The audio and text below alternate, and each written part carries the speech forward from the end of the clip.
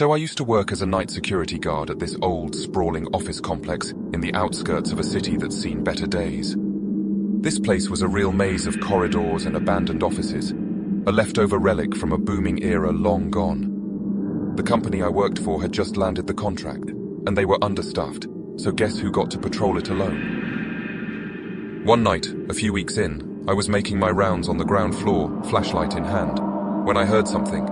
A sound that didn't belong, like something dragging across the floor. Now, this building, it had a history of break-ins and squatters, so I figured I'd stumbled upon someone who shouldn't be there. I followed the noise, my heart rate picking up as I traced it to one of the old conference rooms. The door was slightly ajar, and inside, the scene was straight out of a horror movie. Blood. It was everywhere, splattered on the table, smeared across the walls, and in the middle of it all was a figure, slumped over in a chair, barely recognizable as human. I froze. This was way above my pay grade. The training never covered anything like this.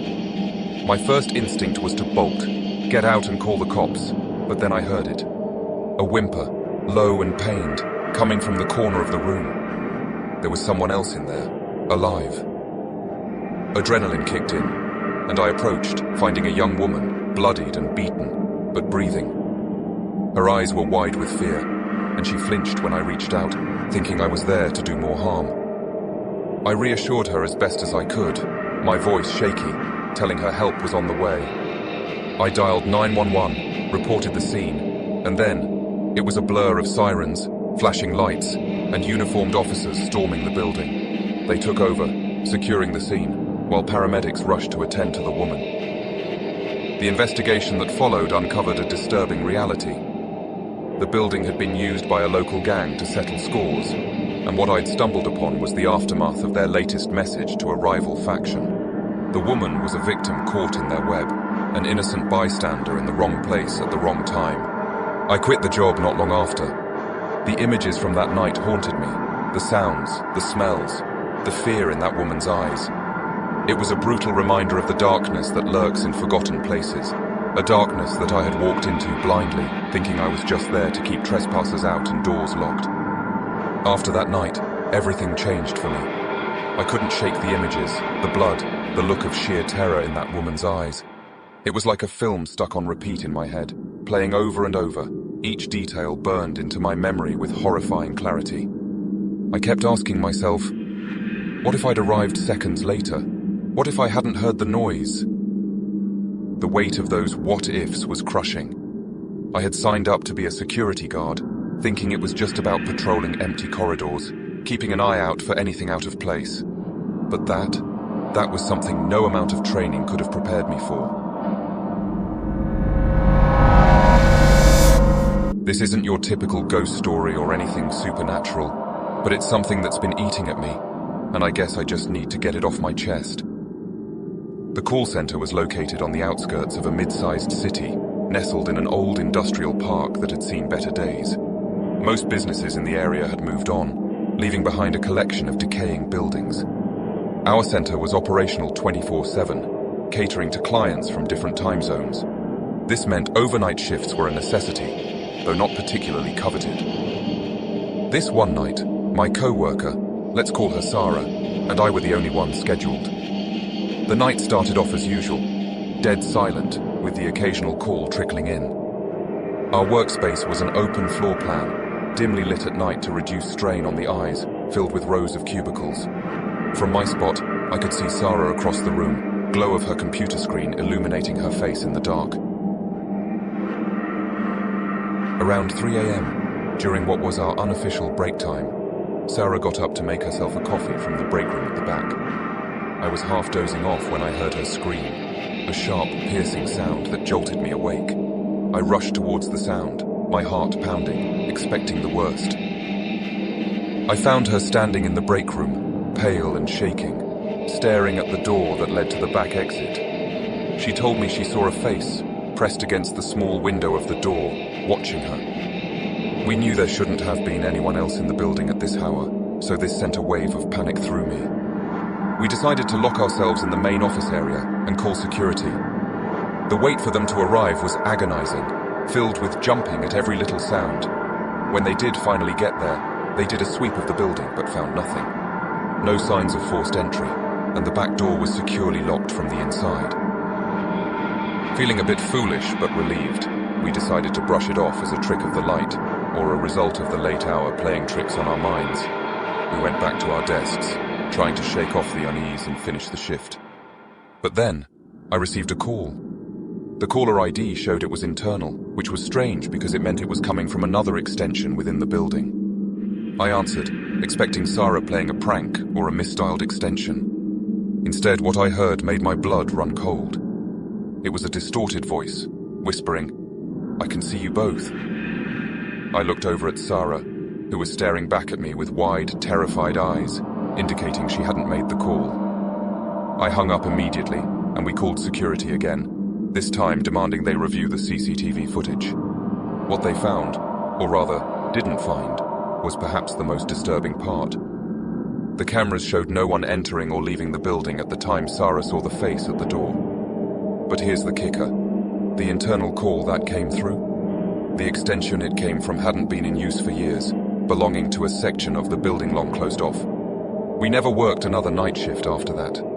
Management took our concerns seriously enough to let us switch to days, but they never could explain what happened that night. The building was eventually swept for bugs and security systems were updated, but nothing out of the ordinary was ever found. I left the job not long after, unable to shake the feeling of being watched every time I walked into the building. Sarah did too. We've talked about it since, trying to come up with rational explanations for what happened, but nothing fits. It's like we experienced a glitch in reality that night, a peek into something we weren't supposed to see. All right, let me tell you about something that happened to me a few years back. A story I hardly ever share, but I think it's important. It was during a time I worked the graveyard shift at a warehouse on the outskirts of Erie, Pennsylvania. It's a dreary place in the winter, where the chill seeps into your bones and doesn't let go. This guy, Carl, worked there with me. At first, he just seemed like a regular guy, a bit awkward, maybe too eager to make friends. But his demeanor started shifting in ways that made my gut twist in warning. He'd find excuses to be near me. His jokes started to carry a different, unsettling tone, and his glances lingered too long.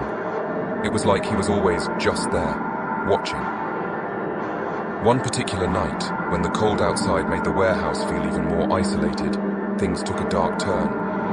I was restocking some shelves when Carl cornered me between the towering racks of goods. His usual awkwardness was replaced by a disturbing intensity.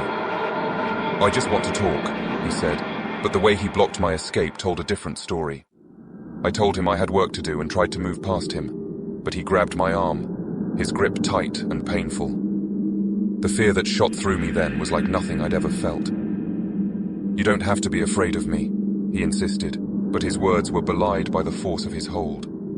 In that moment, my panic turned to action. I remembered a self-defense move from a class I'd taken years ago. I twisted out of his grip, pushing him away with all the force I could muster. I didn't stop to see his reaction. I ran to the office, locking the door behind me, my heart racing so fast I thought it might burst. Calling the police was a blur. I was shaking, tears streaming down my face, trying to explain what had happened. They arrived quickly, but Carl was gone by the time they got there, disappeared into the night as if he'd never existed. The aftermath was a mess of reports and statements. I quit the job the next day, couldn't bear the thought of going back, of possibly seeing him again. Carl was eventually caught and charged, but that fear, the violation of my safety, it stayed with me long after.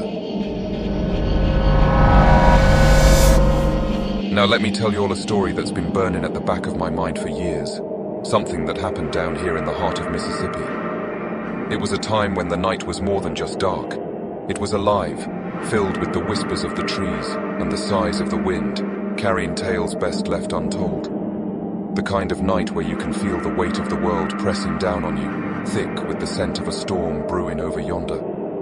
I was running the night shift at this old gas station off Route 49, a place that had seen better days, its walls heavy with stories of folks passing through. This was no ordinary night, mind you. The air was charged with an eerie feeling, like the calm before a storm, and the fog lay on the ground so thick you could barely see your hand in front of your face. It was well past midnight when he appeared, walking out of the mist as if he was conjured up by the night itself.